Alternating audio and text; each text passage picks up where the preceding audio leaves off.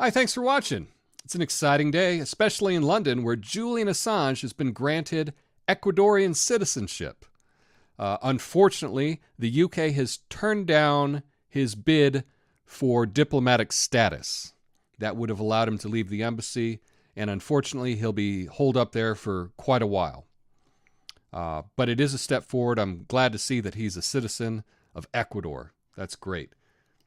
Let's look at what the New York Times says about it. Ecuador gives Assange citizenship, worsening standoff with Britain. I'll read a little further down.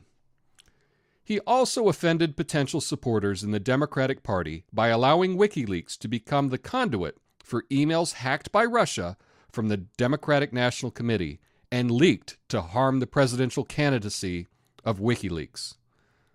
Well, that would be incredible if it were true. Let me keep reading. American intelligence agencies have concluded that Russian hackers worked for the Kremlin, carried out the intrusions, but Mr. Assange insists he did not know the source of the emails under the working rules of WikiLeaks. He's denied working for Russia or any other government.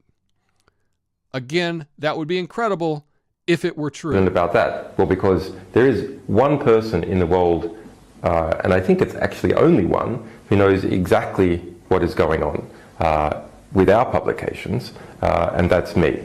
Can you say to the American people unequivocally that you did not get this information about the DNC, John Podesta's emails? Can you tell the American people 1,000% you did not get it from Russia or Yes. anybody associated with Russia?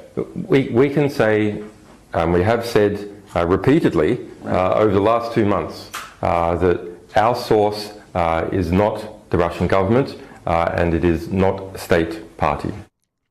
The American intelligence agencies, first it was 17, then it was 3. They have not concluded that Russians hacked. And if you look into it, you'll see that they say this is our best guess is what it is. But there's no conclusions drawn. In fact, it's total correlation.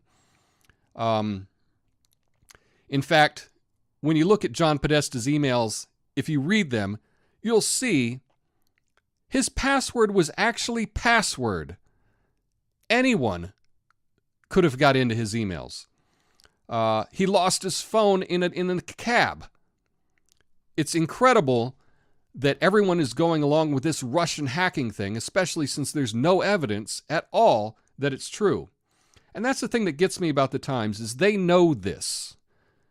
They know that it hasn't been concluded. It's just a guess. Often, the New York Times flat up lies in their stories. And I'll give you one example. And this is going to be an incredible example. I'm going to try to defend something that Trump did. So click off if you can't handle that.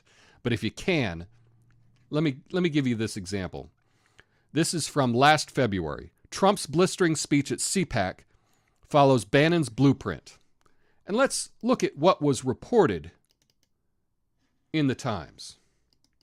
His speech also included a promise to throw undocumented immigrants, quote, the hell out of the country, unquote, and a recitation of his law and order campaign promises.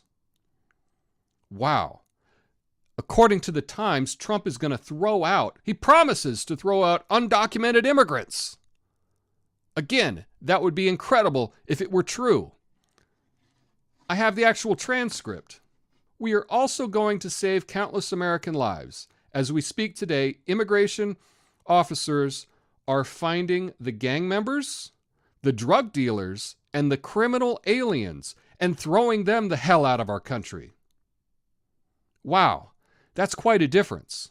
Undocumented aliens versus what he actually said, the gang members, the drug dealers, and the criminal aliens. Those aren't the same thing. The New York Times knows that those aren't the same thing. And yet, that's the way that they report it. It's been a year. They have not corrected this article. It's as if they don't care or they have an agenda. Either one, it's pretty bad. But it's not the only time the New York Times has lied about things that are important. This is from the editors when they're talking about their coverage of the Iraq War. You remember the Iraq War, the one where the New York Times was essentially a propaganda arm of the Bush administration that lied to the American people to take us to war about weapons of mass destruction. That all came from the New York Times reporting. This is what they say about one of those instances. The informant also claimed that Iraq had sent unconventional weapons to Syria and had been cooperating with al-Qaeda, two claims that were then and remain highly controversial. But the tone of the article suggested that the Iraq scientist, who in a later article described himself as an official of military intelligence, had provided the justification the Americans had been seeking for the invasion. The Times never followed up on the veracity of this source or the attempts to verify his claims. Wow. The New York Times has a history of this, and they are constantly misreporting things about the current administration. And I'm not saying that I'm a fan of the current administration at all, but they're not accurate. And it's very easy to see. But the thing is, we believe what we want to believe. If we hear something and we want it to be true, that's what we believe to be true. I have many friends that have a negative opinion about Julian Assange based on the false reporting about him. I look at Mr. Assange as a hero. WikiLeaks has a 100% accuracy in their reporting. That's something that the New York Times or any other publication does not have. They've never been proven wrong on a source. Everything that they reported about the DNC and John Podesta's emails were true. And that's why it was hated so much that it was reported. You know, I just wish that Julian Assange can have his freedom, and I hope that he gets it one day.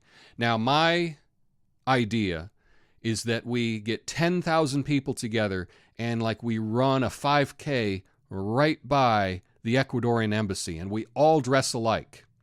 Maybe we can all have matching tracksuits or something. Dress up like Julian Assange Day, and perhaps he'd be able to slip out. That's my best idea for helping Julian Assange escape to freedom.